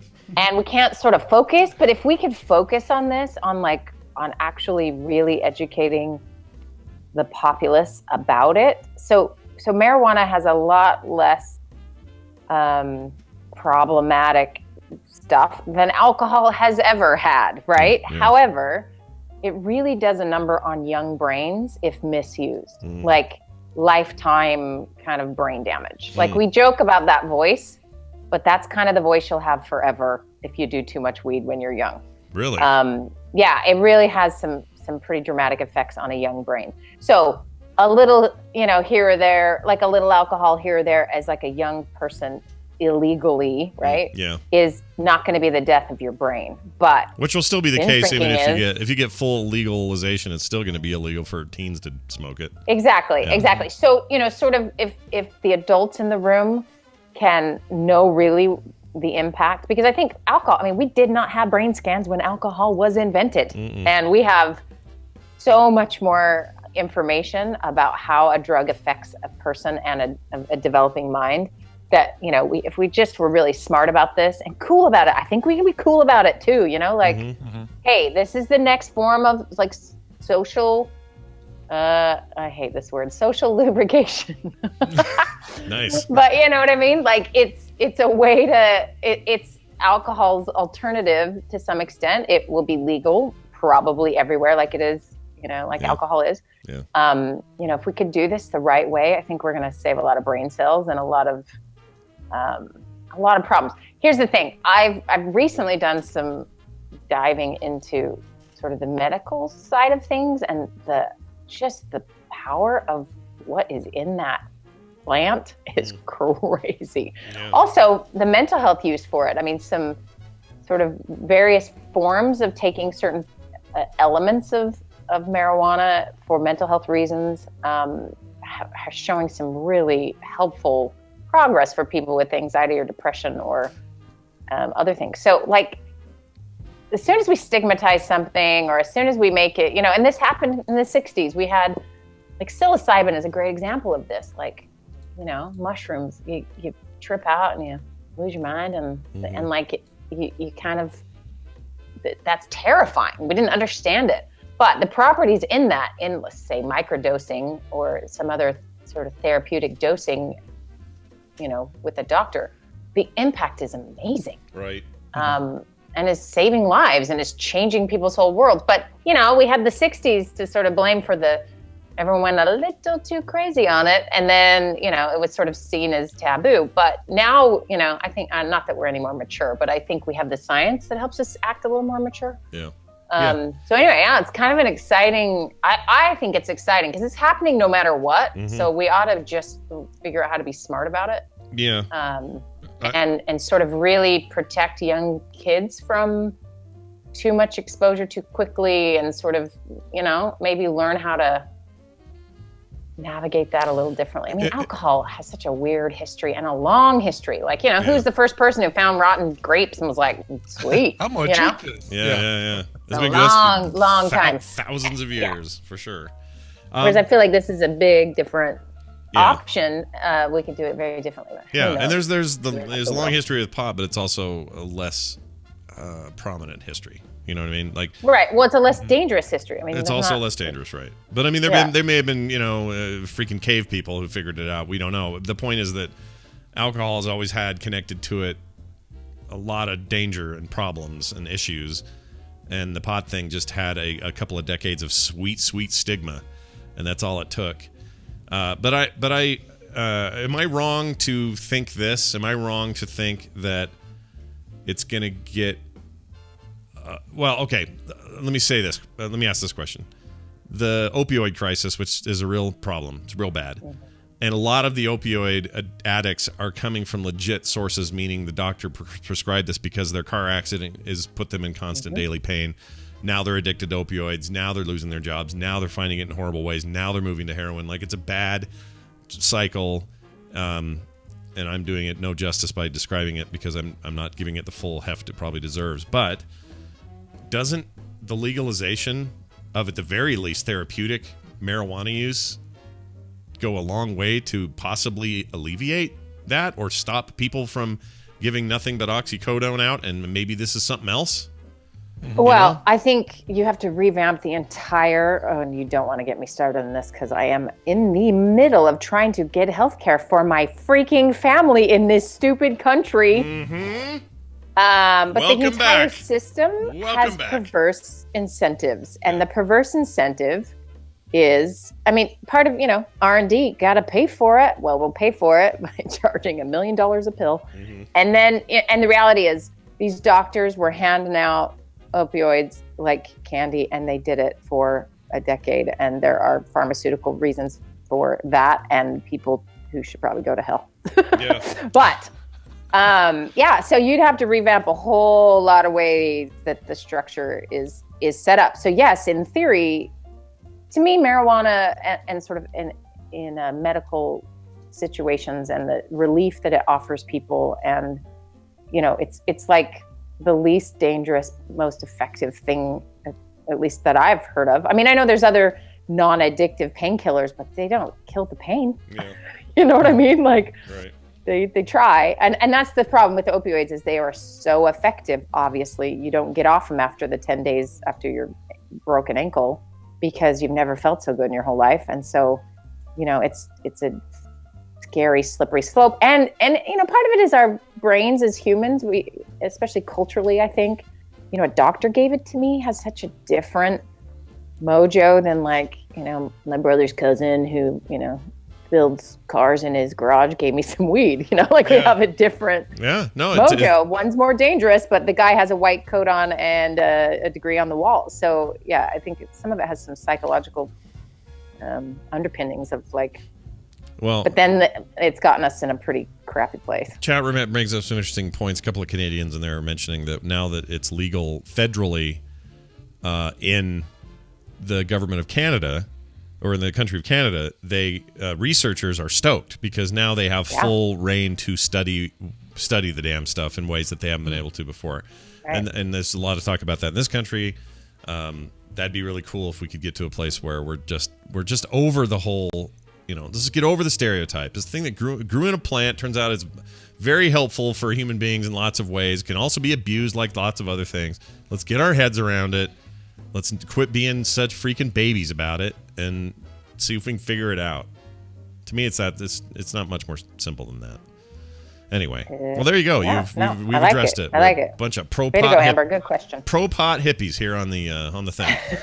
All right, give us your diagnosis you have of yourself. Yeah. Okay. This a listener, fan of the show, sent me this and was wondering about his sort of deal, and turns out I watched it and went, oh my gosh, I have this. Okay, so I'll send you a link real quick. Oh, okay. It's long, so you can't watch the whole thing, but it's called aphantasia. Have you guys heard of this? Is it the one with the loud voice or the eating sounds? No. Oh, no. This is the one where Mickey Mouse can't get the brooms to stop carrying water.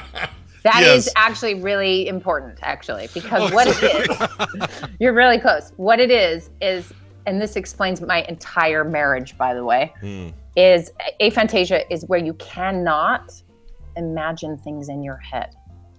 So you two are not going to understand this. Yeah. So it's fine.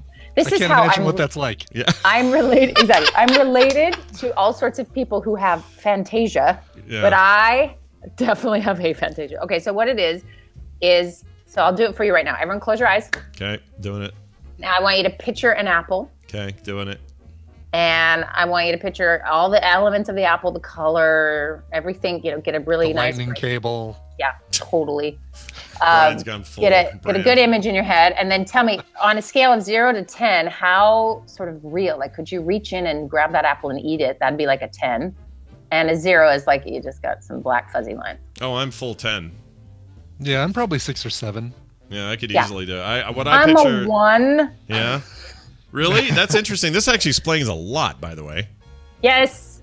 About just me and you, the dichotomy of the Wendy Scott dichotomy of our whole lives. This explains a lot. It does. Yeah. It really does. So here's how it explains my marriage. So our house in Utah, we had like the front porch was just like every other house. Yeah. And Adam had this vision of how he'd like to do it all differently. He's explaining it to me. He's trying to draw it out for me. We're standing in the street looking at it. I see nothing but the wreath on the front door. Like I can't see it. And he's like, how can you not see this? So then he gets his cousin to do the landscaping before. He's a landscape guy, architecture guy, and he draws it to scale and I'm like, oh yeah, that's cool. I can see it now. I have to be shown it. I can't see it. I can't make it up in my head. There's levels of it though, because if you told me, just try to imagine this room that I'm in a different way. Like, what if it had green carpet and the ceiling was higher and like kind of architectural stuff? I have a really hard time picturing that. Really hard. But you say an apple or picture I get more surreal. So if you said, picture a small blob of flesh with only one tooth and an eye looking at you, telling you the 10 Commandments out loud, I could picture that weird thing. Mm-hmm. Like I could, Like I think that and I think that there's absolutely correlation between being, having this and having a really, really good ability, or not having this, I should say, and having a really good ability to visualize something and put it on paper. There's a definite correlation to being an artist. And however, the irony real quick is this whole clip I just sent you is an illustrator. Where'd you send it, by the way? I was going to say, I can't imagine where you sent it. Where'd you link it? I sent it on some random person? No, on our little Discord. Discord. Oh, I don't see it in there. Both of you. Oh, sorry. I sent it to the I send it to you alone, Scott. There you go. There it is. So, Okay. so she is an illustrator, a professional artist, and she has it. Okay. So that's what makes it so interesting to me, is that she has to reference a lot of memory, look at things, like she has ways of compensating for it. And that's why she's realized, wow, like this is why my job is actually really hard for her versus someone else who can just imagine a thing and put it on paper. One of the it's funny because one of the disciplines I was always pushed on me growing up in different art classes and stuff, and even in college, was the doing more reference work, because I had teachers and a professor would say, well, you're relying too much on your imagination. It is good for you once in a while to have an actual apple in front of you to draw and get the detail and find out the nuances that you're missing because your head doesn't have the whole story, things like that.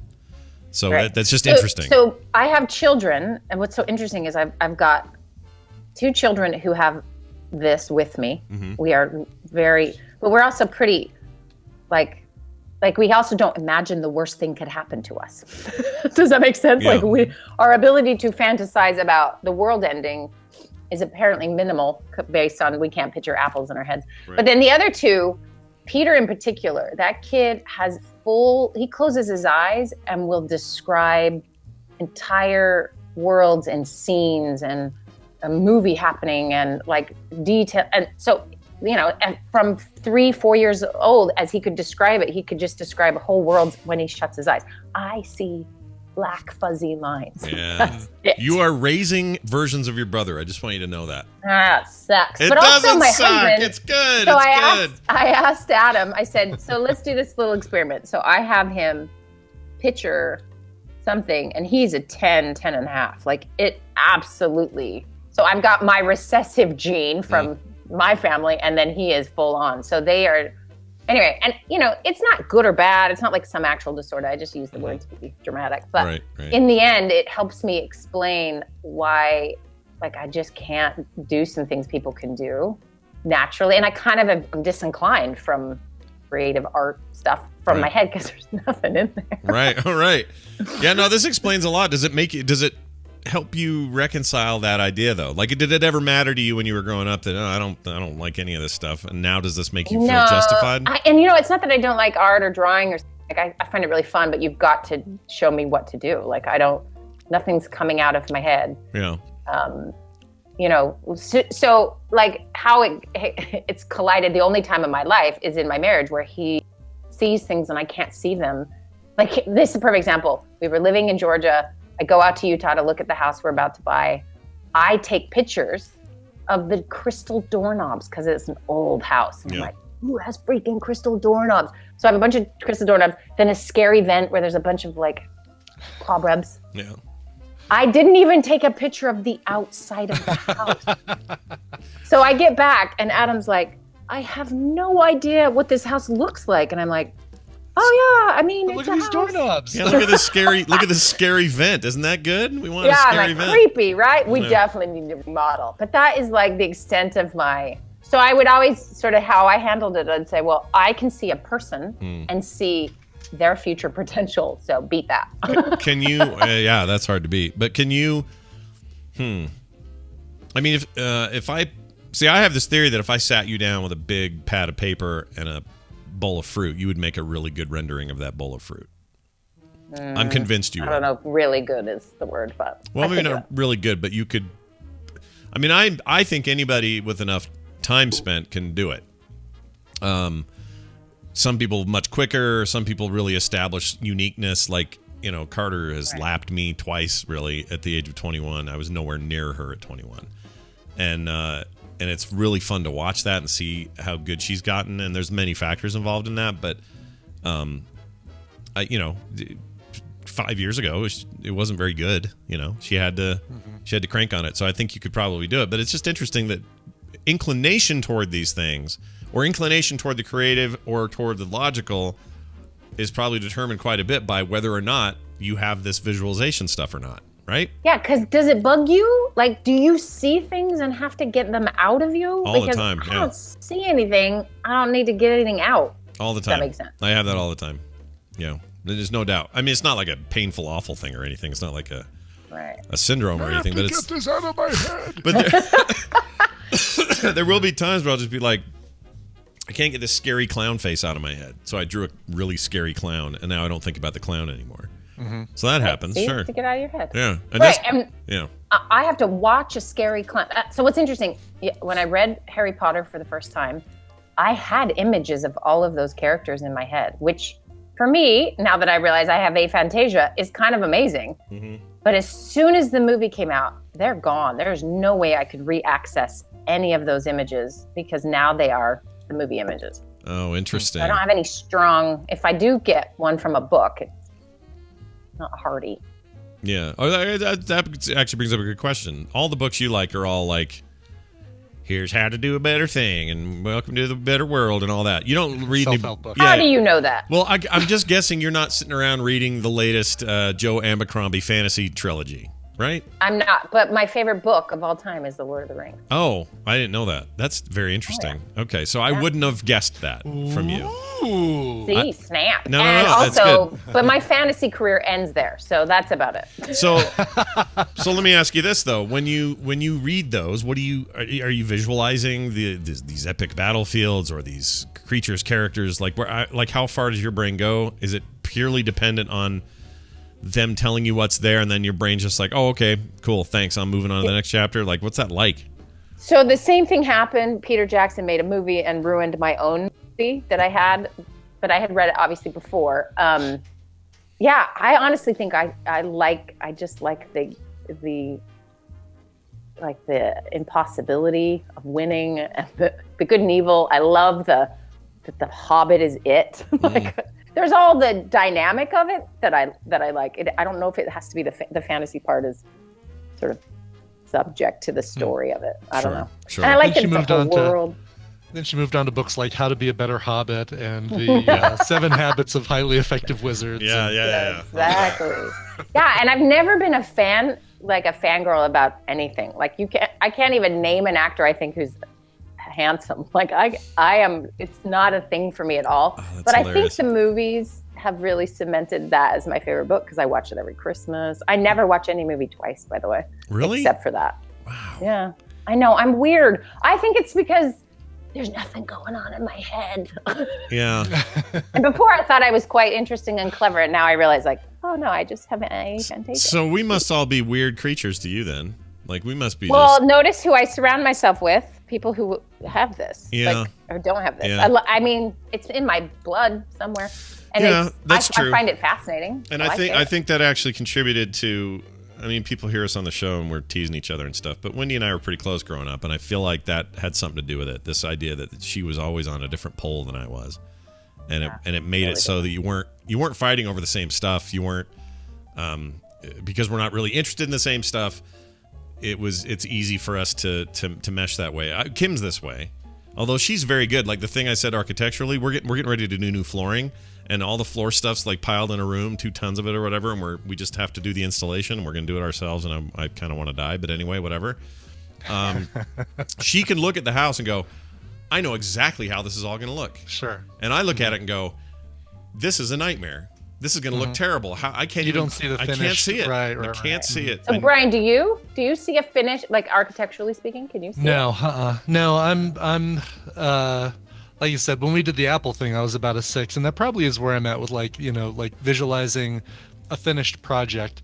I'm more, all right, let's get into this, and I'll see what it kind of turns into, and that's not a good thing when you're when you're working on projects in the house. Structure in your house. Yes, exactly. Yeah. So I have a sort of a legacy of I try a lot of stuff, and I like a lot of stuff, and I always think I'm pretty good at it, and I honestly believe I'm probably not that good.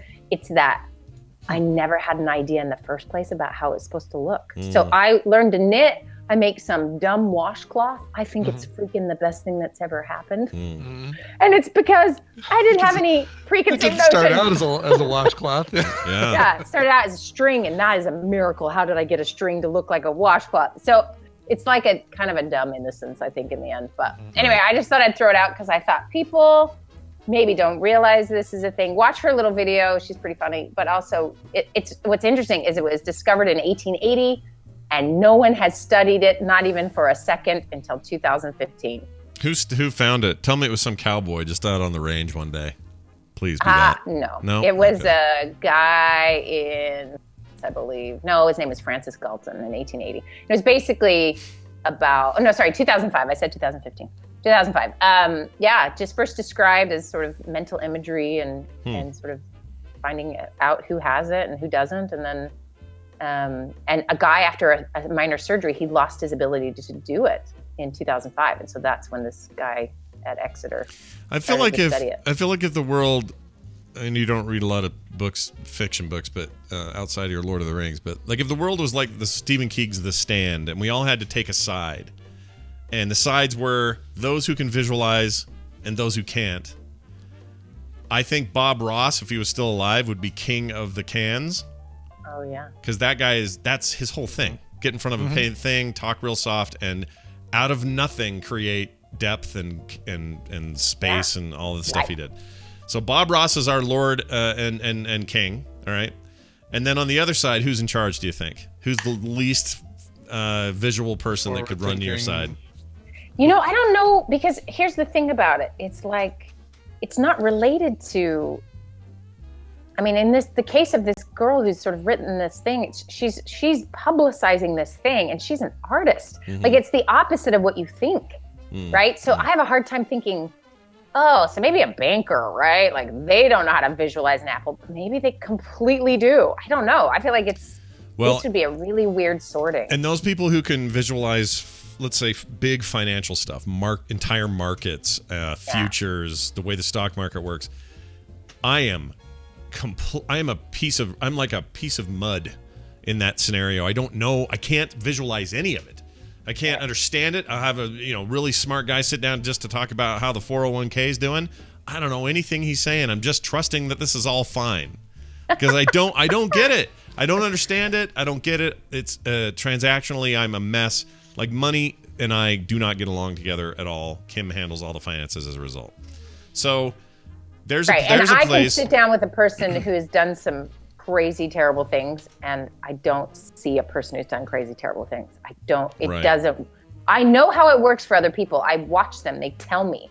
They ask me questions because I can see that they cannot fathom that person has any value. And that is truly how they don't get it. They don't understand it. And for me, it just is so natural.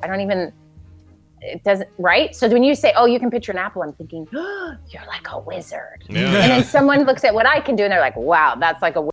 Yeah. And someone can look at a banker and go, wow, that's a wizard. I mean, this is why we need all each other. Yeah. And I'm very impressed. I'm very impressed with people who know how to do the numbers thing. I really am. Someone in the chat says, well, Scott, that's just a lack of knowledge. No, this is not that. This is different than that. It's a proficiency in one direction or another, and you need the Apple visualizers, and you need the number visualizers, and you need the we need us all. Everyone needs interior decorators. World needs ditch diggers too. Completely. That's completely. Right. Well, all right. Actually, I feel like that's a pretty good topic. That ran the clock anyway. So sorry, everybody, if you were going to call today. You got to call early. Sorry. I was just so kind of freaked out about my inability to picture an apple that it was.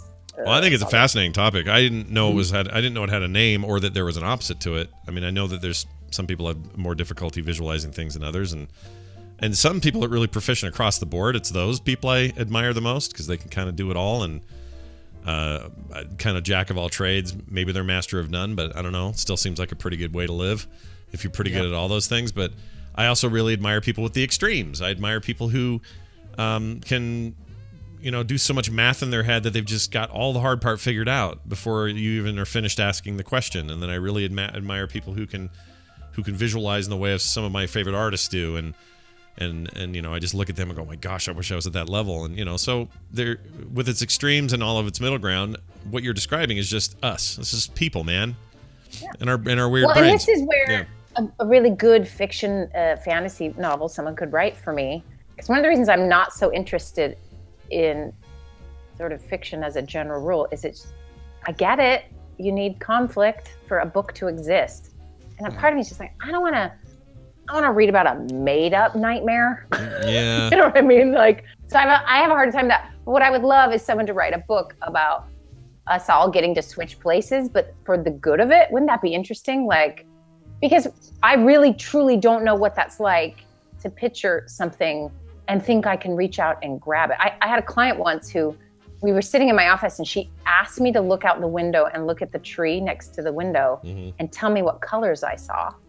And I was like, green? And she's like, I see fluorescent pink and purple and orange. And like, she just absorbed, she saw stuff I could never see. And I'm like, now if I were you, I might curl up in a ball in a corner. That would blow my mind to suddenly have all that input. And she's having to navigate life with all of that input, right?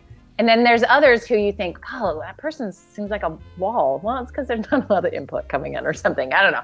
But it'd be interesting to have a little novel about the benefits of, I don't know, instead of doing evil with all your fantasy ideas. Well, there are ways to tackle their fears, and like they get their fears out on a page, and you can also create some heroism that takes care of those fears. And those are my kind of stories. Like I like complicated characters that aren't just pure good or evil, but I like a big conflict that good people solve, or become good in the process. Like, I don't know, there's something out there for everybody. But I wanted to give you a quick taste of more of who Sir Francis Galton was. So here's your guy that came up with this term, and it's the idea of what'd you call it? Aphasia? Not aphasia. Yeah. Aphasia. Aphantasia. Aphantasia.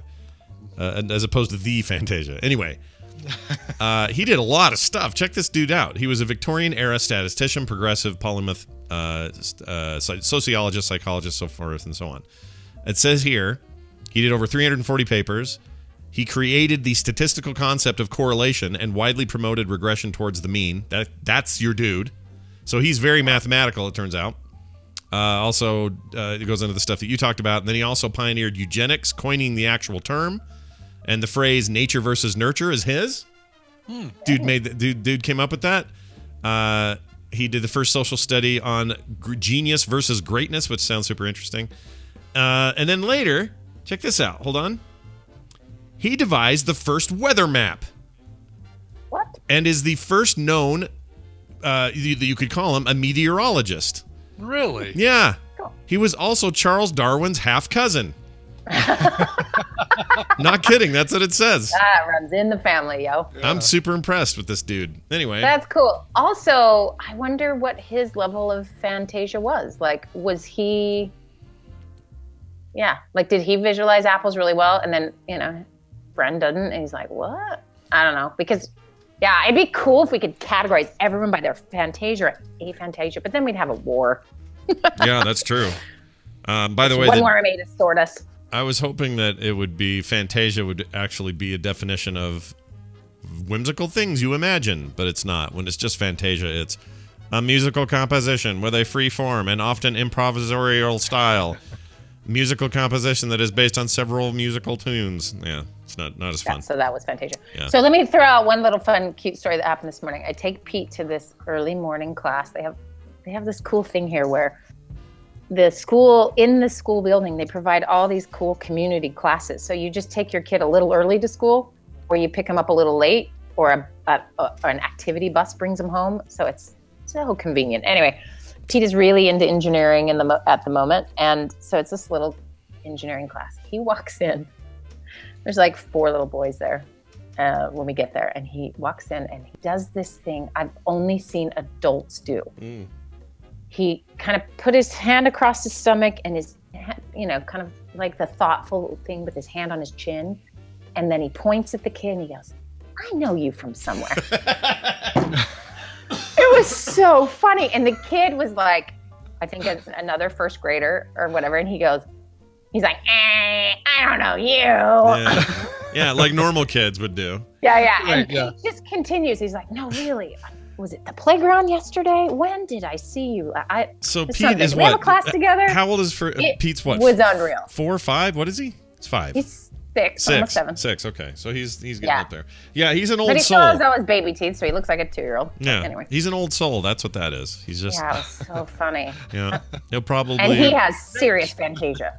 Oh yeah, no, that kid can see I can tell just looking at him what he's seeing in his head. It's crazy. It's pretty great, actually. All right. Well, this has all been good. How was Thanksgiving? Everything's fine. Yeah, good. Yeah, it was nice. How was yours? What did you guys Very good. do? American Thanksgiving. I now have 2 What are they called? Wishbones. Wishbones. 2 of them now. So next time we see each other, we're gonna have a twofer going on. You gotta dual wield. Like both of you gotta pull at the same time. Yeah. Right. One will dissolve because it's old. Right. Yeah, I was a little worried about how old that thing is and if it'll hold up, but it's still there. It's still there. A year and a half old now. So yeah. How about you, Brian? Did you have a good Thanksgiving? I did. Yeah, Tina hosted here, so we did the everybody come to our house kind of thing for Thanksgiving, and it was drama free. It was great. Yeah. Awesome. Yeah, we didn't have any drama either. It was nice and dramaless. Turns out it turns out when not everyone's all together in a giant compacted multi-family thing, there's less drama. That's how it turns out. Yeah. Right. Now, and also we had 13 pies for 17 people. That's a way to that's a great drama. ratio. That's perfect too ratio. much. Did you kind of combine your like this kind of the Swedish traditions? I know you don't do Thanksgiving in Sweden. Maybe you still did it out there because you want to maintain some sort of westernization for yourselves while you're out there. But did you find that you were kind of combining some elements of the Swedish holiday season with the American traditions? Yeah, not at all. But we did do it while we were in Sweden. We would just find some Americans, do a little turkey dinner, try to, try to keep it alive. Illegally download some football to watch. That's what we did there. And here was like, Perfect. oh my gosh, there's so much football and it's all legal to watch. Weird. Yeah. But so not this time, but Christmas we will. We're St. Lucia is really, really big in Sweden. You've seen the girl with the candles on her head. It's actually an Italian. That's called St. Lucy?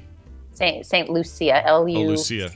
Okay. And they bring, so we have our daughter do it in the morning. She brings us all the rolls, and then they celebrate on Christmas Eve. So we feel like, I lived in England for a while, so I've got Christmas Eve, I celebrate the way Swedes do. Christmas Day, I do it like an American, and then the day after, I do it like a Brit, Boxing Day, where I give presents to my servants. Yeah. Your kids line up. Thank you, Mom. They say, Mom. Thank you, Mom. Thank you, Mom. So let's ask Wendy. She spent some time in Britain. She can answer this. We've had this big argument. Sure. I watched this TV show on Netflix where people in charge of like spy agencies in Britain, any subordinates to her would call her Mum. Yes, Mum. Thank you, Mum. That sort of thing. Yeah. And they're pronouncing it Mum.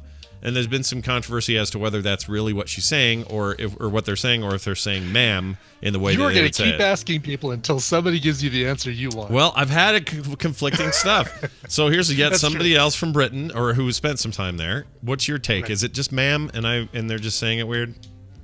Yes, it's just ma'am. Damn it. They're saying it weird. Do you really think the Brits who went around the world and just like decimated other cultures call their boss Mom? No, I know. I just thought it was some locally weird thing, but I don't like it when Justin Robert Young is correct about anything, and it turns out he's probably correct about this, and you just nailed that coffin. Well done. All right. Well, I hope you have a great week. We'll be back next week with more, and probably get to see your calls next week, everybody. I don't have any pre-planned anything for next week. So, Wendy, have a fantastic time. Go visualize some things, and we'll see you then. I'm going to try. I hung up on her fast. Wow, that was I couldn't tell if her connection, if Discord just cut out on her, if you cut out on her. I cut out on her. Nice. All right, let's get out of here. Before we do, emails. Got some quick ones. We got one from Jason. He sends these to, or they sent these emails to, where is it? The morningstream@gmail.com. You can just do it at frogpants.com. Doesn't matter. Says this, should we ever be willing to have a 5-minute... Oh, that's the one from earlier. Sorry, moving on. Here we go. Here's this one from Jason. It says, it's ma'am, not mum. Oh, here we go again. Mm-hmm. Listening just now and had to email. Jerry is 100% correct. They are saying ma'am, not mum. It just sounds the same. While spelt ma'am is pronounced ma'am, but if said soft-spokenly... spokenly, is that a word? If said soft-spokenly? Sure. All right, fine. Or quickly will sound almost exactly like mum. Love the show, though, Jason. Somebody yesterday used the comparison of another word. Oh, it was on the core. Bo said the word... Somebody brought up lieutenant. And when you hear a British person say lieutenant, my assumption was always, they've got some weird rank called lieutenant. They don't. It's lieutenant. They just say lieutenant. Oh, really? Okay. So same deal. I didn't know. I actually thought there was a separate rank lieutenant. I did too. And then I gave it much thought, but that's yeah, and I went and hunted it all down. It's totally just lieutenant. It's dumb. It all sounds like Laurel to me. All right. We got a message from a listener, Jeff Miller, who had kind of a serious request for us, and I wanted to make sure to give him a little bit of help. He says, Scott, I have one of those favors to ask. I hope it would never be necessary. I need to ask if you mind giving a mention on TMS to a GoFundMe page I've set up to help my sister's fight with lung cancer. Here's the link so you can check it out. Now, the link is long, like most GoFundMe links. They don't do good short links. But if you search for caretaker and cared in the same sentence on GoFundMe, you'll find it. I'll put it in the chat so that they can Caretaker just becomes the cared. Yeah, cared for. The cared for. It looks like she was from all I can read here. She was just like the person you could always count on if you needed something, if you were hurt, if you were sick, if you needed anything. She's like there for you immediately.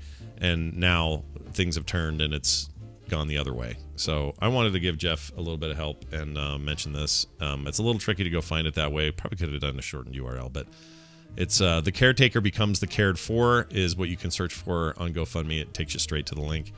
And we hope for the best for your sister and you, Jeff. So thanks for letting us know. And I hope she's doing okay.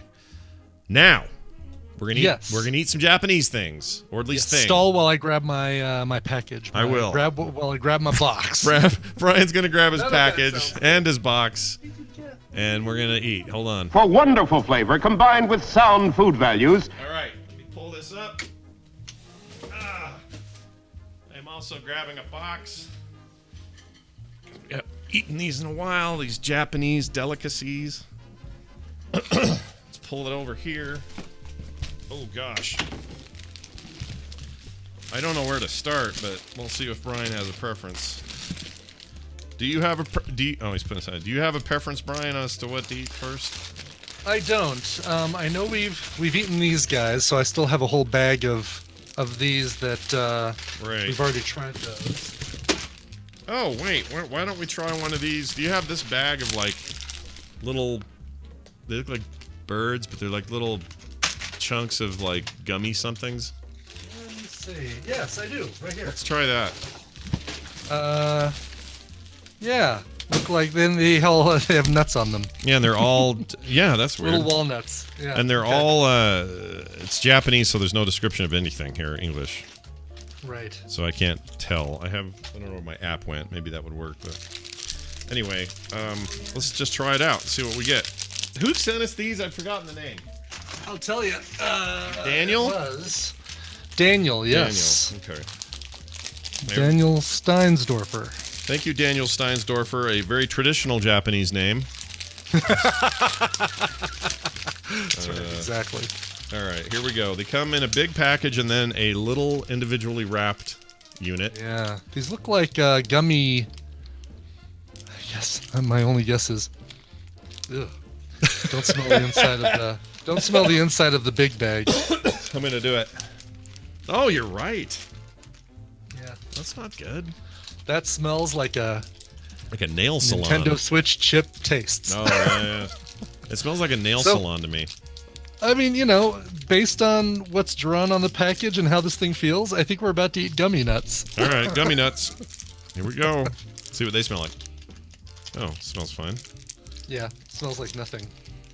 It really does. Sugar-coated gummy nuts. Ew, it's really squishy. Ooh, it's got a cool feel to it. Or are you already eating it? Or? Oh, I'm already eating it. Sorry. Well, that's fine. Is it? Oh, this just That's tastes like those rice. Mochi. Mm-hmm. Yeah, like the little mochi ball things. Kind of like mochi balls, yeah. There's a very, very subtle flavor to them, almost like a. What's this nut? It's got to be that nut, right? I guess it's got to be walnut. Yeah, but I'm not tasting walnut. Has an odd texture. I'm not tasting pine nut or pistachio nut or red pistachio nut. Yeah, boiled shrimp. Cajun shrimp.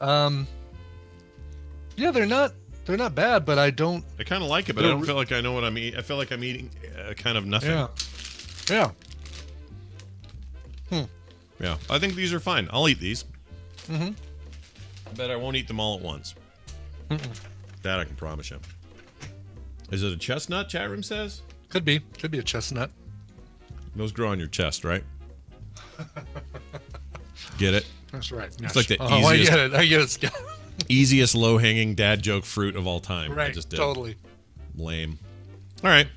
Thank you, Daniel. Those are great. We're out of here. A reminder that if you like hearing us masticate on the air, there's a way to pay for that. Patreon.com/TMS is a place to go. Throw us your love. We'd love it. That'd be great. It is what keeps the show on the air. For all other things you may need, ways to contact us, follow us on Twitter. All of our other links, the YouTube archives for the show, all of it can be found at frogpants.com/TMS. Vote on your show titles. The link is in the chat because we'll pick a title right after the show, everybody who's watching live. Brian Ibbett, it is now your chance, your time to pick a song and play it. If you'd like to support our chronic mastication habit, please support us on Patreon. Yes. I like it. Yeah. All right. So, okay, I get it. No Christmas songs. Fine. I'm okay with that. I'm sorry, Scott. No, I'm not sorry. This is where we're going with this because Lon Schnago in the chat room requested this one. This is a brand new track that our friends at Pomplamoose just recorded. That's Natalie Dawn and Jack Conti, who are amazingly talented. They've got their own studio now. I'm a Patreon supporter of theirs and have watched the development of their studio space, and it's really, really cool. Now, Scott, I need to warn you. There's the Demi Lovato song that this is covering contains a couple F-bombs. So I warn you and I warn the audience, and I don't know if you want to edit or how you want to handle it, but there are a couple F-bombs in this song. You could certainly replace them with rooster sounds, whatever you want to do. Yeah. Or this is, you know what? I'm going to do this. You just gave a plenty of good warning. If you don't like songs with F-bombs, you don't have to hear the final song. How about that? Perfect. Yeah. There we go. And Sorry, Not Sorry is the song by Demi Lovato. Hate that title. it's like naming a song My Bad. Yep. Yeah. Anyway, Demi Lovato, covered by Pomplamoose. Here is Sorry Not Sorry. This show is part of the Frog Pants Network. Frog Pants Network. Get more shows like this at frogpants.com. What's a foodie? Chat room. I do not care for this song. I love it. I just love when yesterday or day before when we started doing it, they're like, "Ooh, this song reminds me of a cross between Aerosmith and the Carpenters." Yeah, they'd like to have some fun with it, which is good. You guys should have fun with it. All right, let's see. Well, let's pick a show title. Yes, let me click that link. There we go. And DJ Stengel actually puts a link to the song in there so people can watch it on YouTube. Oh, yeah, thanks for that, and you can see DJ. The lovely Natalie Dawn sing it herself. Yeah, well, that's awesome.